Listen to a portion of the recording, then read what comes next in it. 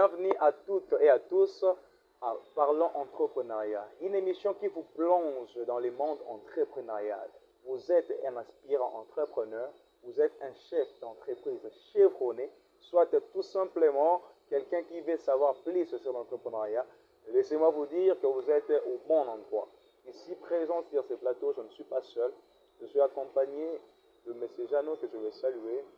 Bonjour M. Jeannot. Bonjour M. Jeannot. J'espère que vous allez bien. Oui, je vais bien par la grâce de Dieu. Aujourd'hui, avec vous, nous allons découvrir votre parcours entrepreneurial qui va motiver un public, qui va motiver les gens également à entreprendre et à devenir comme vous. Avant tout, on aimerait savoir qui est M. Jeannot. Merci pour la question, M. Jean-Pierre. Je me nomme Jeannot Kadima. Je suis un jeune entrepreneur et aussi détenteur de 2 diplômes, l'un en marketing et l'autre en relations internationales. Ok, merci beaucoup. Sinon, on aimerait un peu savoir, avant de commencer, c'est quoi l'entrepreneuriat en fait? L'entrepreneuriat. Oui, une très bonne question. En fait, aujourd'hui, l'entrepreneuriat fait partie de notre vie quotidienne. Exactement. Alors, s'il faut les définir de manière un peu simple et lapidaire, je peux dire l'entrepreneuriat, c'est l'action d'entreprendre, c'est-à-dire de créer une entreprise ou de démarrer un projet en qualité de responsable. Donc, en grosso modo, c'est ça la définition simple de l'entrepreneuriat. Donc, démarrer une entreprise tout en étant responsable. Responsable, voilà. Ok, en fait, on aimerait aussi savoir, parlez-nous un peu de votre parcours entrepreneurial. Parlez-nous un peu de vous, comment est-ce que vous avez commencé, avant de commencer, d'entreprendre, avant d'être entrepreneur, votre vie d'avant entrepreneur. Parlez-nous un peu de ça. Merci pour la question, M. Jean-Pierre. Comme je vous disais au début de cette émission, l'entrepreneuriat fait partie de notre vie quotidienne. Exactement. Moi, j'ai débuté mon parcours d'entrepreneur dès mon jeune âge dans la famille, c'est-à-dire vers les années 91-93. Il y avait eu des grands pillages dans notre pays. Je ne sais pas si à l'époque vous étiez encore né, sauf que moi j'y étais. Et alors c'était à l'époque là que notre papa, que je profite à les saluer en passant, comme fonctionnaire de son état, il était buté à des problèmes financiers pour soutenir la charge familiale. Et je me souviens encore, c'était à l'époque là, vers les années 94, qu'on avait démarré cette aventure sous forme d'une boutique, une petite boutique devant la parcelle familiale. Et Vraiment. étant jeune, on y vendait à tour de rôle avec mes frères, chacun suivant son programme scolaire. Et c'est comme ça que j'avais débuté cette aventure dans un cercle là un peu familial. Et arrivé aux années 2000, et c'est à ce moment-là que j'ai commencé maintenant à avoir plus la conscience que l'entrepreneuriat, ce n'est pas seulement une simple aventure, mais ça peut faire partie aussi de la vie quotidienne. Donc comme un métier, tout comme on peut aussi dire comme une profession. Donc en grosso modo, c'est ça. Exactement. Sinon, vous aviez commencé, allais-je dire, dans l'entreprise familiale depuis 1994, comme vous l'avez dit. Et aussi, présentement, en fait, vous êtes dans quel secteur? Qu'est-ce que vous faites concrètement dans le monde entrepreneurial? Ok.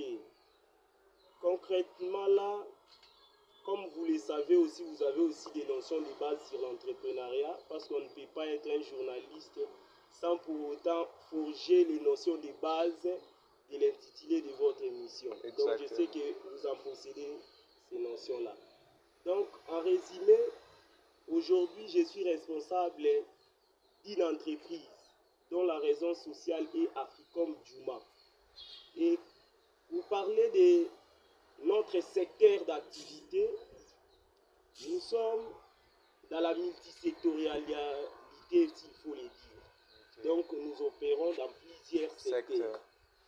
Sauf que je suis plus connu dans le secteur tabassicole. Ok. Oui. Donc je suis plus connu dans le secteur tabassicole. C'est là aussi que j'ai beaucoup vendu mon image comme entrepreneur. Ok. C'est un peu ça. Vraiment. Est-ce que depuis votre carrière, Oui. donc, il vous est déjà arrivé Oui. hein, des défis, des risques que vous avez rencontrés, hein, Oui. d'autres problèmes, des risques que vous avez Oui. rencontrés? Quels sont vraiment ces risques? Voilà. En fait, ici, j'aimerais d'abord qu'on puisse dissocier le risque et l'insécurité dans le monde des affaires. Risques et insécurité. Oui, risque et insécurité. Les risques d'abord, pour se donner le droit de s'appeler entrepreneur, vous devez avoir d'abord l'audace là d'affronter les risques. C'est-à-dire la peur d'abord qui est en vous Comme on d'entreprendre dit, une qui entreprise. ne risque rien n'a rien. N'a rien. Il faut Voilà. risquer pour avoir Donc quelque il faut chose. avoir d'abord l'esprit là d'affronter les risques. Donc s'appeler entrepreneur et avoir peur des risques, c'est déjà aller déjà à côté. D'ailleurs, je peux dire c'est déjà échoué déjà dans son projet entrepreneurial, s'il faut le dire. Sauf qu'en termes d'insécurité, nous sommes guidés à plusieurs types d'insécurité. Nous avons d'abord l'insécurité d'ordre technique et l'insécurité d'ordre étatique. Qu'est-ce que j'appelle insécurité d'ordre technique? C'est quand l'entrepreneur lui-même, face à son projet, il a des difficultés à intérioriser les objectifs de son projet à ses différents collaborateurs. C'est la première insécurité que je dénomme dans cette émission, l'insécurité technique. Et la deuxième insécurité est d'ordre étatique par rapport maintenant à la délinquance juvénile que nous appelons communément le Koulouna. D'un côté, et de l'autre côté, nous tous nous savons qu'il y a aussi la criminalité. Donc, en termes de défis d'ordre sécuritaire et d'ordre de risque, je peux résumer cela dans ces deux logiques. Merci beaucoup. Merci. Partant de tout ce que vous avez dit, Oui. est-ce qu'il y a un moment où vous est arrivé d'abandonner? D'abandonner. Partant de tout ce que vous avez vécu, parce que au-delà du risque que vous pouvez concourir, Oui. vous êtes humain. Oui. Comprenez? Et aussi, pendant tous ces temps, pendant tous ces moments que vous avez fait dans l'entraînement, il vous est déjà aussi arrivé à penser abandonner? Bon, pour être franc, comme je viens de vous répondre, pas plus tard que maintenant là, un entrepreneur est avant tout encouragé. Donc, déjà dans le courage, il faut déjà enlever d'abord l'esprit là d'abandonner. Parce qu'on a cette audace là de fournir les efforts. Donc, dans mon parcours, je n'ai jamais eu l'idée d'abandonner. Sauf qu'il m'arrive aussi des fois d'être découragé par rapport à une situation. Et par rapport au découragement, là, je peux dire sincèrement que nous en rencontrons beaucoup. Vraiment. Oui, nous en rencontrons beaucoup et je peux même citer, entre autres, la tracasserie des agents de l'État. Ça décourage aussi. Vous pouvez vouloir entreprendre dans un secteur là dont vous êtes encore novice. Et quand vous partez pour vous renseigner, vous allez voir que les agents qui sont mal motivés par notre État, ils sont loin de leurs objectifs. Au lieu de nous fournir les informations nécessaires pouvant nous permettre à évoluer dans le sens d'atteindre nos objectifs, et par contre, ils cherchent des fois à laisser les entrepreneurs dans leur sort, c'est-à-dire ils ne fournissent pas des informations nécessaires, mais du moins ils cherchent que vous soyez dans un état là d'illégalité pour que vous soyez à leur En merci. infraction. Donc, c'est parmi les choses qui nous découragent dans ces domaines. Malgré ces découragements, malgré que vous avez un esprit entrepreneurial, vous n'abandonnez pas. Nous n'abandonnons Donc, jamais. un entrepreneur, c'est un courageux, c'est quelqu'un qui ne Oui. doit pas abandonner. C'est ça. Est-ce que vous pouvez nous parler Oui. d'une erreur, Oui. d'un échec, Oui. et de ce que vous en avez appris? Oui. Parce qu'on est humain, il arrive, Oui. il y a aussi des moments où vous vous êtes dit que non, ceci est un échec, ceci est une erreur. Oui. Parlez-nous un peu d'une erreur, d'un échec, et de ce que vous avez appris de cet échec. Oui. Alors, s'il faut parler d'erreur, parce que, comme je vous avais dit dès le début de cette émission, avant d'être un entrepreneur de carrière, je suis d'abord un intellectuel de formation, c'est-à-dire j'ai des notions préliminaires sur l'entrepreneuriat aussi. Alors, s'il faut parler des échecs, je peux dire seulement en 2016, je me souviens encore, on avait pris la décision dans notre conseil d'administration de se lancer dans le secteur immobilier. Et comme moi je suis chargé des négociations dans notre plateforme, c'est-à-dire dans notre entreprise, je m'étais rendu dans notre circonscription foncière en 2016, je précise. Je me souviens, en arrivant juste devant la scène de la circonscription foncière de notre commune, que je cite bel et bien de Mongafula, il y avait une foule de gens qui étaient là comme des commissionnaires.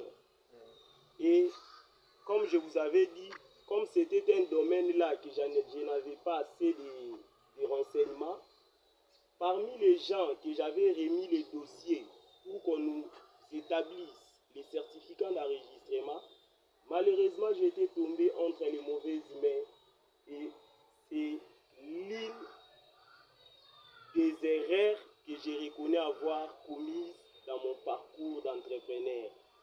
Et je peux vous dire que malgré tout cela, comme je fais un entrepreneuriat chrétien et connaissant que notre Dieu, c'est lui le premier entrepreneur, comme je vous avais dit, l'entrepreneuriat n'est rien d'autre que l'esprit d'entreprise.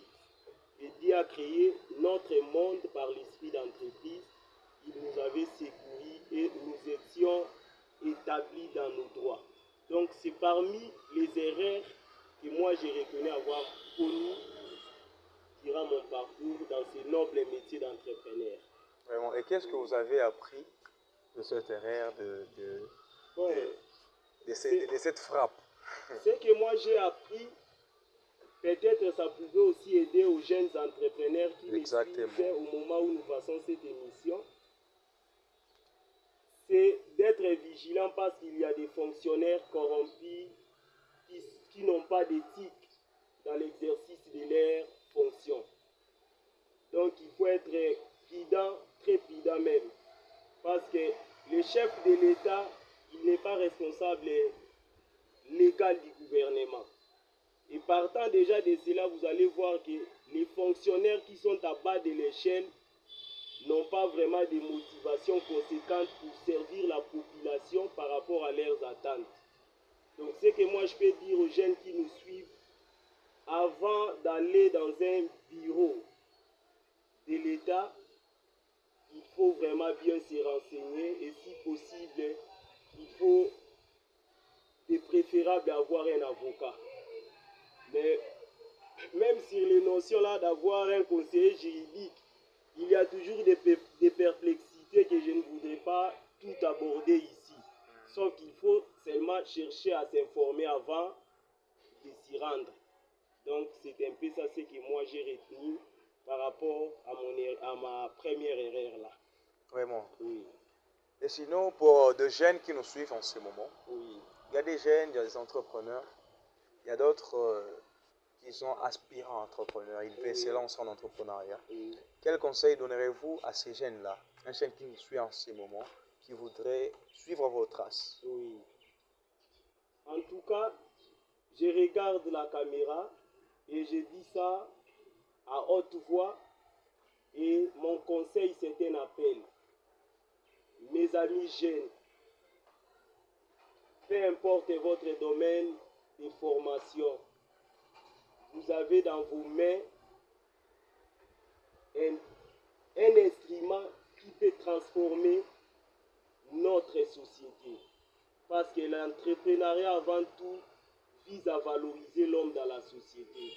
Et connaissant les défis socio-économiques auxquels notre pays est confronté, moi j'estime que l'entrepreneuriat est une arme bien adaptée pour combattre d'abord le chômage des jeunes, la pauvreté qui gangrène notre société, et aussi c'est la clé de voûte pour relancer notre économie nationale, connaissant qu'elle est extravertie. Donc, avec l'entrepreneuriat, connaissant que l'entrepreneuriat booste la classe moyenne, tout comme les jeunes qui sont encore dans le chômage, de créer des projets et de les mettre en pratique, ils peuvent bien se lancer, n'attendez pas des finances. Parce que dans des pays en voie de développement comme les nôtres, accéder à des prêts bancaires est difficile. Alors, il faut vous autofinancer. Donc, autofinancer vos projets vous-même avec des moyens de bord là. Juste votre détermination vous permettra d'atteindre vos objectifs. Comme vous venez de suivre dans l'émission, j'ai bel et bien dit, c'est pratiquement 20 ans. Parce que si vous calculez bien de 1994 à 1900, en 2024, vous allez voir, c'est pratiquement 30 ans.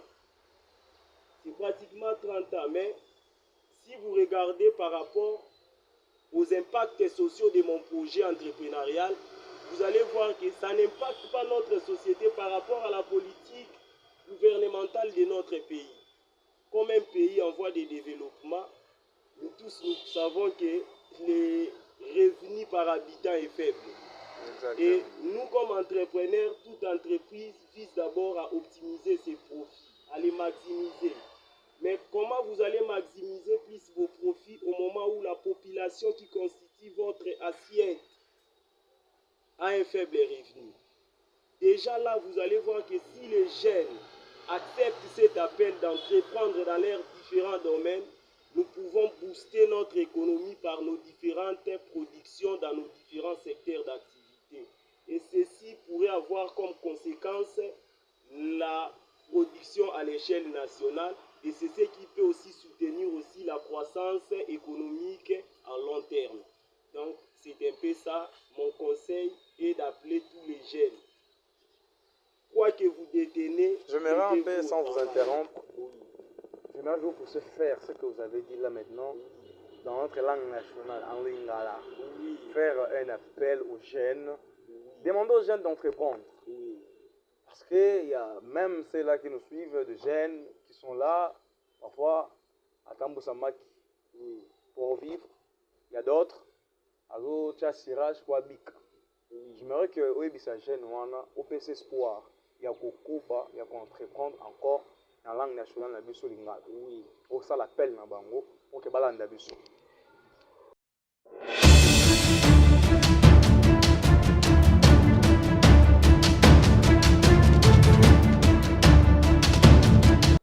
Bandeko nanga ba Congolais, bozolanda biso na ngonga o na émission Parlons Entrepreneuriat. Eza esengo ntango bozotala moko na bino jeune oyo peut-être azo-opéré na secteur moko oyo législation ya mboka na biso ezo-permettre te asala ba publicité médiatisée, parce que nous savons que le secteur tabassicole est l'un des secteurs qui a beaucoup de restrictions. Mais pour na bino baninga ba jeune, bokanisa te ke l'État akoki kozwa biso nyonso oyo toza na badiplome abia biso misala.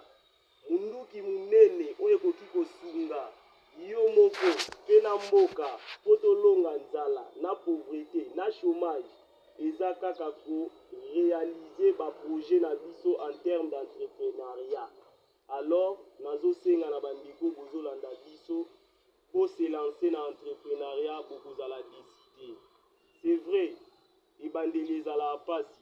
Mais il y a un dicton français qui dit mieux vaut la fin d'une chose que son commencement. Merci. Merci beaucoup. Nous sommes à la fin de ce nouveau numéro de votre émission Parlons Entrepreneuriat. C'était un grand plaisir pour moi, Jean-Pierre Tshisobuchiswaka, de vous présenter ce numéro accompagné de M. Jeannot qui nous a parlé de son parcours, de ses expériences et il vous a motivé et appelé à entreprendre. Entreprenez et suivez ses conseils. Je pense que vous irez de l'avant. Pour aujourd'hui, nous sommes à la fin. Je tiens à remercier, c'était avec Anouche qui était derrière la caméra. Je remercie également Déo Carl qui était là. Mes remerciements vont également à Kamwanga. Je remercie également Ephraim Chikuna. À vous tous qui nous avez suivis, merci beaucoup. Soyez branchés pour suivre cette émission sur notre chaîne YouTube JTT News, sur Facebook également avec le même nom. Restez branchés, restez connectés pour de nouveaux numéros et de bonnes surprises. À très bientôt.